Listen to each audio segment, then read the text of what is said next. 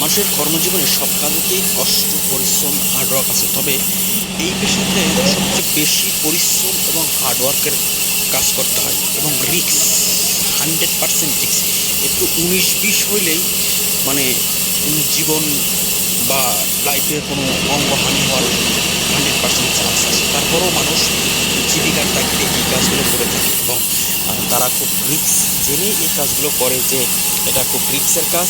এই কাঠ কাটা, এটাকে সমিল বলা হয়, বা আপনাদের দেশে বা গ্রামে কে কী বলে জানি না, তবে আমাদের জেলায়, আমাদের এলাকায় এটাকে সমিল বলা হয়, যেখানে কাঠ কাটা হয়। তাল গাছ সহ বিভিন্ন রকম গাছ এখানে কাটা হয় এবং কাঠের ঘর তৈরিতে এই কাঠগুলো ব্যবহার করা হয়, এই কাঠগুলো ব্যবহার করা হয় এবং এটা শহর থেকে বা গ্রাম থেকে শহরে চলে যায় এবং এই গাছগুলো গ্রামের প্রত্যন্ত অঞ্চল থেকে এই তালের গাছগুলো কালেক্ট করা হয়। তারপরে এটা বেচা বিক্রি হয় এবং এখানে সমিলে এখানে আইনে শ্রমিকরা তাদের হার্ডওয়ার্ক, 100% হার্ডওয়ার্ক করে এই গাছগুলো সাইজ করে, বা যে কোনো যে যে সাইজের মাপে নেয় সেই সাইজের এটা করে থাকে। তবে এটা খুব রিস্কের একটা কাজ এবং অত্যন্ত শক্তির প্রয়োজন। এখানে মানসিক শক্তি যেরকম দরকার এবং শারীরিক শক্তি তার চেয়ে দ্বিগুণ দরকার।